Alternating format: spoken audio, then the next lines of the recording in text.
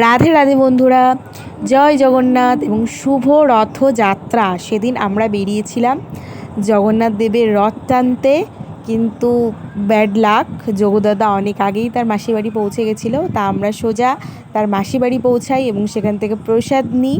তারপরে বাড়ি এসে আবার বিকেলে বেরিয়েছিলাম একটু ঘুরতে। রাস্তায় যেতে যেতে প্রচুর রথ দেখতে পারি এবং আমরা যেখানে গেছিলাম সেটা হলো আকাইপুরে, এবং সেখানে রথটাও প্রচুর বড় ছিল এবং প্রচুর ভিড় ছিল এবং অনেক অনেক দর্শনার্থী সেখানে এসেছিলো রথ টানতে, রথ দেখতে।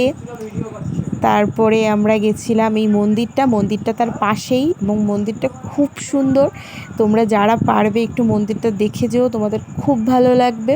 মন্দিরটা হলো আকাইপুরে, তোমাদেরকে বলেই দিলাম। মন্দিরের ভিতরটাও দারুণ সুন্দর, তোমাদের আসলে আর যেতে ইচ্ছা করবে না। প্রচুর দেবতারা এখানে আছে। তারপর আমরা ট্রেনে করে বাড়ি চলে আসলাম 3 বান্ধবী। টাটা।